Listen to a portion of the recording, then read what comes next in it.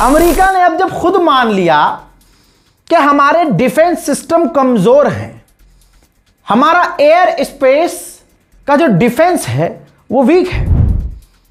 War secretary, ये रही report, America के वॉर सेक्रेटरी ने खुद कहा है कि अमेरिका के पास डिफेंस सिस्टम जो है हमारे नहीं है हाइपरसोनिक मिसाइल को रोकने के लिए।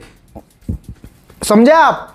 पेंटागन के अधिकारी कह रहे हैं कि अब हमारे पास हाइपरसोनिक मिसाइल को रोकने के लिए और दूसरी एडवांस मिसाइलों को रोकने के लिए कुछ भी नहीं है।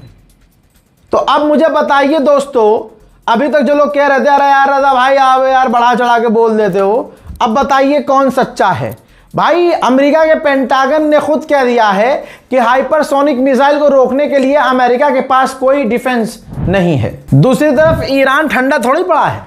ईरान ने कहा है, ईरान के ऑफिशियल ने कहा है और सरकारी बयान है, और कुछ देर में आपके सामने ये कई जगह छपा हुआ भी मिल जाएगा, दिख जाएगा आपको डिजिटल मीडिया प्लेटफॉर्म पर, जिसमें ईरान ने कह दिया है कि यह जंग हमारी हिसाब से खत्म नहीं हुई है। हम नहीं मानते कि जंग खत्म हुई है, हम आगे लंबी जंग के लिए तैयार हैं और हमारे पास बहुत हथियार हैं जिनका हम इस्तेमाल करेंगे। लीजिए, जो बात मैंने 4 दिन पहले कही वो बात अब जाकर खुद ईरान ने कह दी है। फिर आप कहते हो रजा भाई यार तुम तो कुछ भी, मैं हवाई बातें नहीं बोलता हूं। अभी याद होगा मैंने सुबह 2-3 दिन पहले एक अपडेट दिया था आपको कि अमेरिका में डोनाल्ड ट्रंप जहां डिनर पार्टी कर रहे थे वहां गोलीबारी हुई, कोई घायल नहीं हुआ, कोई मरा नहीं, ठीक है, बहुत सिंपल सी वहां गोली चली। फिर उसके बाद उस बंदे को पकड़ भी लिया गया, उसके घर से लेटर बरामद हो गया, तमाम वो चीजें। ईरान ने क्या कहा उस पर? ईरान ने कहा कि यह काम डोनाल्ड ट्रंप ने खुद करवाया है, गोली खुद चलवाई है, क्योंकि अमेरिका की ट्रंप की बदनामी हो रही थी। ऐसी हार इसके मुंह लगी है गुलाबी सुअर की दोस्तों कि उससे ध्यान हटाने के लिए, दुनिया का ध्यान बांटने के लिए, जहां वो मौजूद था वहां गोली चलवा दी। अपने ऊपर भी नहीं चलवाई, बस जहां मौजूद था गोली चलवा दी। खबर हट गई, ध्यान हट गया, खबरों में दूसरी चीजें चलने लगी, ट्रंप की हार का जिक्र कम हो गया। तो ईरान कह रहा है कि यह सारा खेल ट्रंप का था। खामनाई को कत्ल करते ही ईरान ने जो तुरंत 1 घंटे के अंदर रेस्पॉन्स दिया था, और हमने यानी मोहम्मद रजा ने, इस रजाग्राफी ने अपने सोर्स का इस्तेमाल करके, जो आपके हिसाब से उस समय मैंने गलती कर दी थी कि मैंने ऐलान कर दिया कि खामनाई शहीद हो गए, जहां पूरे हिंदुस्तान के शिया समुदाय के उलमाओं तक ने गाली बकी मुझे। उनके हिसाब से कोई दूसरा आदमी आके ऐलान करता, टोपी वाला, अम्मामे वाला, तो वो मानते। हमारे सोर्स थे, 6 साल से मिडिल ईस्ट की खबरें देते देते मास्टर हो चुके हैं हम। मेरी टीम, मैं अकेला नहीं हूं, मेरी टीम है भाई। क्या पता आप लोगों को मेरे पीछे कितने लोग काम कर रहे हैं, मेरे साथ कितने लोग काम कर रहे हैं। क्या पता आप लोगों को कि मेरे सोर्स ईरान से लेकर जर्मनी, फ्रांस, ब्रिटेन में फ्रीलांसर्स, पत्रकार मेरे कितने काम कर रहे हैं। आप समझ रहे हैं? लेकिन लोगों को बोलना था बस कि नहीं, अब वो जज्बात का आड़ ले रहे हैं। नहीं रजा भाई, वो असल में मामला ऐसा था कि जज्बाती थे लोग। अरे तो तुम्हें भी तो सोचना चाहिए कि मैं क्या नौजुबिल्ला खामनाई से नफरत करता था? जनाब खामनाई से शहीद खामनाई से मुझे मोहब्बत नहीं थी क्या कि मैं फेक न्यूज़ फैलाऊंगा? 6 सालों से तो कोई ज़रूरत नहीं पड़ी मुझे फेक न्यूज़ फैलाने की। मेरा तो एजेंडा यही है कि फेक न्यूज़ को मारना है और असली खबर दुनिया को देना है।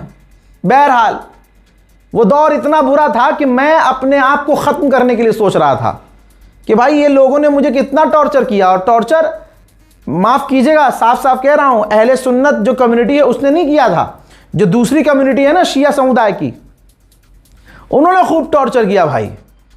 एक इंसान ने नहीं सोचा, जो मेरे आसपास मौलाना जो हैं कुछ लोग, बड़े करीबी नाम नहीं लूँगा, बनते करीबी हैं भाई, वो भरोसा नहीं कर रहे थे। और मैं रो रो के उनसे कह रहा हूँ कि भाई इंतकाल हो गया है, शहादत हो चुकी है, वो बात अलग है कि ईरान ऐलान नहीं कर रहा है। और मैंने ये भी कहा था उस आदमी से कि अभी ऐलान ईरान करेगा भी नहीं। कल्चर हाउस में बैठा हुआ कोई जानवर, फर्जी पत्रकार जो कल्चर हाउस में काम करके पैसा कमा रहा है, वो ये उम्मीद कर रहा था कि नहीं, उसका ये कहना था कि रजा ने ऐलान क्यों किया। अबे भाई, मैं कल्चर हाउस या ईरान से पैसा नहीं खाता हूं, तुम और तुम्हारा बाप खाता होगा।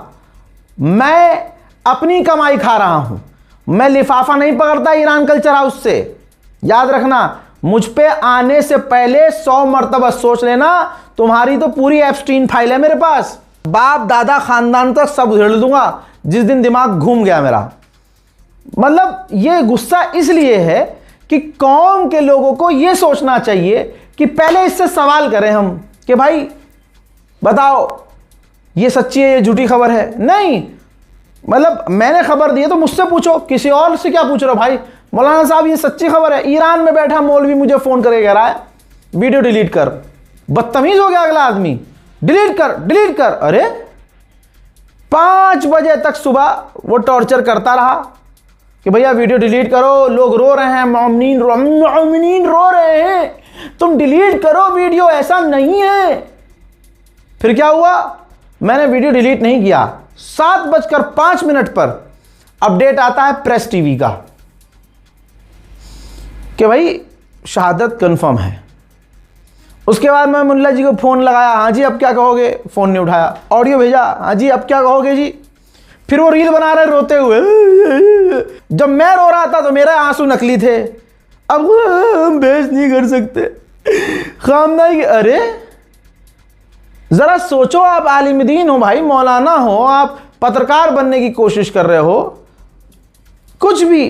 कौम से भी यही गुजारिश है, सही और गलत की पहचान तरीके से कीजिए, कहीं आपके चक्कर में दूसरे की जान न चली जाए। जबकि वो काम ईमानदारी से कर रहा था और मुझे इस कंडीशन में लोगों ने ढकेल दिया था कि मुझे उल्टे सीधे ख्याल आ रहे थे कि मैं अपने आप को खत्म ही कर दूं। भाई मैं अपनी जान, अपनी जिंदगी, अपनी, मतलब यहां तक की अपडेट है मेरे पास कि ये लोग, कुछ लोग जो प्लान मेरे खिलाफ थे, वो प्लान ये कर रहे थे इस आड़ में कि ये अगर झूठी खबर निकलेगी कि खामनाई के बारे में रजा ने झूठ फैलाया है तो ये प्रदर्शन करेंगे, मुझे गिरफ्तार करवाएंगे, अरेस्ट। अबे मोदी सरकार से डायरेक्ट भिड़ंत है, तुम्हारी बाप दादाओं की शलवारें उतर जाएंगी, समझे। औकात में रहना, और जिस दिन मैंने अगर केस कर दिया तो जमीनें बिक जाएंगी तुम्हारी। तो इसलिए औकात में, कौम के लिए लड़ता हूं, कौम ने मुझे खड़ा किया है। जो लोग देखने वाले हैं मेरे, उन्होंने प्यार दिया है, उन लोगों ने ही प्यार देकर इतनी औकात बनाई है कि आज मैं हक के लिए बोलते बोलते देखता नहीं हूं कि सामने कौन खड़ा है। तुम्हारी क्या औकात है भाई, तुम एक लाइन मोदी के खिलाफ बोल नहीं सकते, चड्डी फट के हाथ में आ जाएगी तुम्हारी। ईरान का सुन लिया आपने? नहीं सुना, मैं सुनाता हूं, ये देखिए। IRGC कमांडर ने कहा कि शुरुआत में ही जब हमने हमला किया, पहला हमला, तो हमने अपने फाइटर जेट से अमेरिका के बेस जो कुवैत में है, कतर में है, इरबिल इराक में है, वहां हमला किया था। वहां हमला किया था, अपने फाइटर जेट के साथ हमला किया था। और इसी बात पर मैंने कहा था, मेरा मतलब मैं दिमाग भी लगा रहा था कि अगर ईरान कभी हमला नहीं करता पलट के, ईरान पर अगर हमला हो जाए तो पलट कर ईरान हमला नहीं करता। क्यों? क्योंकि वो जंग बढ़ाना नहीं चाहता। तो ईरान ने जब पलटकर तमाम अरब देशों पर 1 घंटे के अंदर तमाम जगह हमले कर दिए थे ना, तो ईरान का ये रिएक्शन मुझे एहसास दिला रहा था कि ईरान का कुछ तो ऐसा नुकसान हुआ है। वो वीडियो आज भी मेरे चैनल पर मौजूद है, जब मैंने खामनाई की शहादत का ऐलान किया था। पूरे हिंदुस्तान में नहीं, पूरे एशिया में सबसे पहले ऐलान मैंने किया था शहादत का, ठीक। तो मैंने ये भी आप लोगों को आइडिया दिया था, एक थॉट दिया था कि भाई ईरान अचानक से क्या होता है कि ईरान पर हमला हुआ और अगले 1 घंटे के अंदर ईरान ने तमाम अरबों पर हमले शुरू कर दिए, तमाम अरब देशों पर। और उसके बाद किस किस तरह के हमले ईरान ने किए। तो जाहिर सी बात है, मैं बार बार कह रहा था कि ईरान ने ऐसा क्या खो दिया भाई कि ईरान इतना खतरनाक हो गया और अचानक सब पर हमला कर रहा है, जो बीच में आ रहा है उसको उड़ा रहा है। तब भी लोगों ने दिमाग नहीं लगाया। अमेरिका पर भरोसा करना अभी भी खतरनाक है। एक और अमेरिका की नौसेना की एक शिप कह लीजिए, वो तेजी से मिडिल ईस्ट की तरफ जा रही है। स्ट्रेट ऑफ हॉर्मूज से जापान की रिक्वेस्ट के बाद जापान का एक टैंकर स्ट्रेट ऑफ हॉर्मूज से निकला है। रियूटर्स के मुताबिक आपको बता दूं, हालांकि 11 दिन पहले बता चुका हूं, जो चिप है ना, मोबाइल चिप, कंप्यूटर चिप और उसके जो सर्किट बोर्ड होते हैं जिसमें वो चिप विप सब इंस्टॉल होती है, वो भी अब महंगी होने वाली है। ईरान ने जो ऐसे रस्सी खींची है दुनिया की, खुदा की कसम ऐसा लग रहा है सारी दुनिया की रस्सी अल्लाह ने ईरान के हाथ में दे रखी है कि खींचो। क्योंकि भाई ये रस्सी तो सऊदी अरब के भी हाथ में हो सकती थी, लेकिन सऊदी अरब है किसकी तरफ? इजराइल की तरफ। अमेरिका इजराइल की तरफ। तो ये तो जलीलो खा होंगे भाई। ये तो हमने अपने बुजुर्गों से सुना है, जो आले यहूद और यहूद का साथ देगा, जो नुसैरियों का साथ देगा, जो आले यहूद का साथ देगा, उनके साथ क्या होना है? फिर जिल्लत की जिंदगी होगी। समझे क्या आप? अब मामला यह है कि जो चिप विप है, जो बोर्ड सेट्स हैं, वो महंगे होने वाले हैं, तो इसका भारत पर भी असर होगा। असर क्या होगा? मोबाइल महंगे होंगे। ऑब्वियसली आप समझदार हैं, मोबाइल महंगे होंगे। मोबाइल के साथ साथ कंप्यूटर, लैपटॉप्स, ये तमाम चीजें अब महंगी होने वाली हैं। सोचिए भारत पे इसका कितना बुरा असर पड़ने वाला है। अमेरिका के दर्जनों ऐसे बम थे, मिसाइलें थीं, जो ईरान में गिरी तो सही लेकिन फटी नहीं। ये रही रिपोर्ट, जिस रिपोर्ट में ईरान ने कंफर्म किया है कि 15 अमेरिकी मिसाइल, इजरायली मिसाइल, 15 अमेरिकी इजरायली मिसाइल्स को सौंपा गया है अपने टेक्निकल और वैज्ञानिक टीम को, ताकि उसकी रिवर्स इंजीनियरिंग की जा सके और जांच की जा सके। उधर आप देखिए कि पाकिस्तान ईरान को कितना सपोर्ट कर रहा है, और इस वक्त ईरान भी पूरी तरह से पाकिस्तान को कितनी अहमियत देगा। फिर सिर्फ एक रास्ता नहीं खोला, लगाइए रिपोर्ट। आहा, ये देखो, पाकिस्तान ने ईरान के लिए 6 सड़कें, 6 रोड खोल दिए हैं, 6 रास्ते खोल दिए हैं कि इन तमाम 6 रास्तों का आप इस्तेमाल कीजिए, सामान एक्सपोर्ट कीजिए, सामान इंपोर्ट कीजिए, ट्रेड कीजिए, बिजनेस कीजिए, हम आपके साथ हैं। मजाल है गुलाबी सुअर के पिछवाड़े में दम हो कि वो पाकिस्तान से कहे कि नहीं भाई साहब ये गलत कर रहे हो। सारी दुनिया को धमका रहा है अमेरिका कि कोई ईरान से ताल्लुक मत रखना, ट्रेड मत करना, बिजनेस मत करना, पाबंदी लगा देंगे। और पाकिस्तान चौड़े में कह रहा है कि भैया हमने अपने 6 रूट खोल दिए हैं भाई साहब, ईरान आइए ट्रेड कीजिए। है गुलाबी सुअर में दम, कुछ बोल के दिखा दे। ना ना ना ना, इसे कहते हैं भाई फॉरेन पॉलिसी। और हमारी फॉरेन पॉलिसी है, हाँ समझ गया ना, मैं यूं करूं समझ जाओ। आपके दिमाग को झटका दूं ना। लीजिए ये डॉक्यूमेंट देखिए आपकी स्क्रीन पर, कुछ कागजात हैं, ये लीक हुए हैं कागजात। इन कागजात से खुलासा हुआ है कि हथियार बनाने में, ईरान को हथियार, मिसाइल, ड्रोन बनाने में चाइनीज कंपनियां यानी चाइना पूरी तरह से मदद कर रहा है। अरब देश जो सऊदी अरब में इकट्ठा हुए हैं, इनकी औकात क्या है? ये सारे मिलके अमेरिका और इजराइल की आलोचना नहीं कर सकते। तो इन्होंने क्या किया? ईरान की निंदा की। और निंदा ही कर सकते हो तुम, क्योंकि जो ईरान, अमेरिका और इजराइल तुम्हारे बाप और ताऊ को बिना तेल लगाए बजाए, तो तुम्हारा तो तेल ही निकाल देगा ईरान। तो इन्होंने निंदा की है अरब में बैठ के, तमाम अरब देशों ने, सऊदी अरब में बैठ के, कि ईरान ने जो स्ट्रेट ऑफ हॉर्मूज बंद किया है, हम इसकी निंदा करते हैं। बात सारी ये है कि लेबनान में अभी जो सीज फायर हुआ था, वो सीज फायर टिका ही कहां। और जब ये बातें चल रही थी सीज फायर की, तब भी रजा गराफी ने आपसे ये कहा था, भैया ये सीज फायर नहीं टिकेगा, इजराइल की जो फितरत है वो सीज फायर की नहीं है। इजराइल ने एक बार फिर से लेबनान पर बड़े हमले किए, छोटे मोटे नहीं, बड़े हमले, जिसमें लेबनान में 5 लोग मारे गए। 5 में ये 3 जो हैं मेडिकल से जुड़े हुए लोग थे, ठीक है, जैसे रेड क्रिसेंट ऑर्गेनाइजेशन है बहुत सारी, तो मतलब ये हेल्थ केयर सिस्टम से जुड़े हुए थे। ये जिसमें कोई नर्स था, कोई डॉक्टर था। भाई ये मारे गए, आतंकवादी नहीं मारा गया, आम लोग मारे गए। और लेबनान पर अगर ताज़ा हमले आपने देखने हैं तो इजराइल के ये ताज़ा हमले आप देखिए।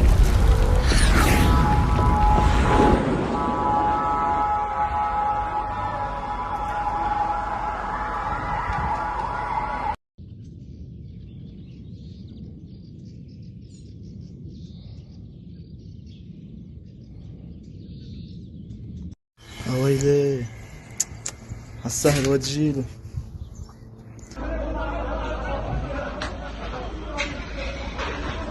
شو انا ليه؟ अब आप ये देखिए, अमेरिका में लेबनान गया और चुना हुआ लेबनान का राष्ट्रपति अमेरिका के द्वारा चुना गया है। अब ये गया अमेरिका, इसके लोग गए अमेरिका, इजराइल भी आया अमेरिका। अमेरिका ने कहा कि लेबनान पहले वो कानून ख़त्म करे जिस कानून के तहत लेबनान का कोई व्यक्ति अगर किसी इजराइल या इजरायली से बात करता है तो वो गद्दारी माना जाएगा। तो वो कानून, तो 2 दिन बाद ट्रंप ने ऐलान किया कि लेबनान ने वो कानून ख़त्म कर दिया है। फिर लेबनान की ज़मीन में इजराइल मौजूद है, वो पीछे नहीं हटा। हमले उसने कुछ समय के लिए रोके थे, घंटों के लिए, लेकिन उसके बाद हमले मैंने आपको दिखा दिए लगातार हो रहे हैं। अब उल्टा नेतन्याहू धमका और रहा है लेबनान को कि हम और लंबा समय नहीं दे सकते, हमसे डील करो। यानी लेबनान से उसकी गर्दन पकड़वाकर अपनी शर्तों पर इजराइल डील करवाना चाहता है। जैसे सीरिया का बेड़ा गर्क हुआ वैसे ही हम लेबनान का अपनी आंखों से बेड़ा गर्क होता देख रहे हैं। और मुझे बताओ तुम्हारा कौन सा अरब मुस्लिम देश है जो लेबनान के लिए अभी भी बोल रहा हो? कोई नहीं बोल रहा। लेबनान के अंदर जो तबाही इजराइल ने मचाई है, लेबनान के कई हिस्से को जो गाजा में तब्दील किया है, इजराइल का फौजी उसे प्राउडली दिखा रहा है। तो आज दुनिया पहचान ले कि दुनिया में असली आतंकवाद कौन है और शैतान कौन है। कोई नहीं बोल रहा। इजराइल का मिनिस्टर ऑन एयर कह रहा है कि लेबनान पर हम कब्जा करके नया बॉर्डर बनाएंगे, यानी उसकी जमीन। तो ईरान जो कह रहा है, तुर्की जो इतने दिनों से कह रहा है कि इजराइल का मकसद सिर्फ एक है कि वो ज़्यादा से ज़्यादा इलाकों पर कब्जा करना चाहता है और उसका मकसद ग्रेटर इजराइल है। इजराइल वो तमाम काम करता है जो अंतर्राष्ट्रीय कानून के खिलाफ होता है। सोलर प्लांट जो लगे हुए थे लेबनान में, इजराइल उन्हें वहां जाकर तोड़ रहा है। इजराइल वहां फाइटर जेट भेज रहा है, इजराइल अपने ट्रक भेज रहा है, बिल्डोजर भेज रहा है, न जाने क्या क्या कर रहा है। ऐसा नहीं लग रहा है कि लेबनान की ज़मीन है, लग रहा है इजराइल की ये वेस्ट बैंक है। आप देखिए, गाजा हमने तबाह होता देख लिया, दुनिया खामोश रही। फिलिस्तीन तबाह हो गया, हम देखते रहे, चुप रहे, कुछ न कर सके।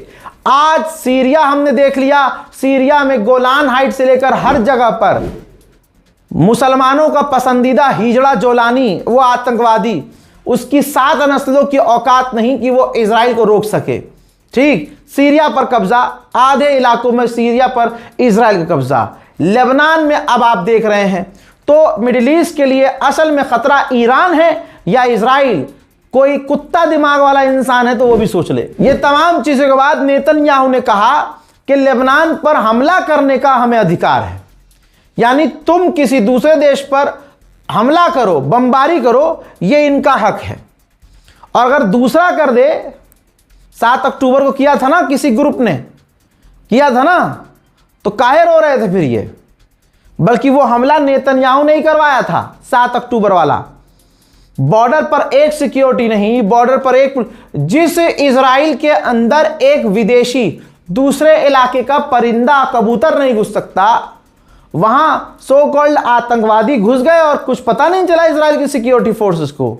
और जब जांच करने की बात हो रही है कि जांच की जाएगी उस दिन की, तो नेतन्याहू जांच नहीं होने दे रहा है। तो दुनिया को समझ में नहीं आ रहा है क्या? लेबनान की सरजमीन पर झड़प तो चल रही है। लेबनान की फौज तो चूड़ी पहनी हुई हिजड़ी है, क्योंकि अमेरिका और इजराइल का पीछे से डंडा है, हिजबुल्लाह लड़ता है। लेबनान की ज़मीन पर कुछ इजराइल के फौजी घायल थे, हेलीकॉप्टर से उनको निकाला जा रहा था, एज ए एम्बुलेंस वो हेलीकॉप्टर काम कर रहा था। तभी एक हिजबुल्लाह का ड्रोन आया, वहां गिरता है। इजराइल का यह सैनिक वासिले जहन्नम होता है और कई घायल होते हैं। वहीं हिजबुल्लाह के हमले में एक इजराइल का कॉन्ट्रैक्टर था जो पूरी प्लानिंग के तहत लेबनान में मकान तोड़ रहा था गरीबों के। हिजबुल्लाह के हमले में यह भी वासिले जहन्नम हो गया है। उधर इजराइल का हर्मीज 900 एडवांस ड्रोन हिजबुल्लाह ने मार गिराया। हिजबुल्लाह के चीफ ने कहा है कि लेबनान में जो सीज फायर हुआ है वो सिर्फ मुमकिन हुआ है ईरान की वजह से। भाई साहब, मुझे तो इन मौलाना की बात समझ में नहीं आ रही। ये कौन सा सीज फायर है जो सिर्फ तुम्हें दिख रहा है? भाई हमें नहीं दिख रहा। लेबनान पर हमले हो रहे हैं, लेबनान में लोग मारे जा रहे हैं, गांव के गांव बर्बाद हो रहे हैं, और हिजबुल्लाह के लीडर कह रहे हैं कि नहीं भैया, ये तो सीज फायर ईरान के दम पे। क्या कद्दू दम पे ईरान के? यहां कहां सीज फायर है भाई साहब? हवाई बात है।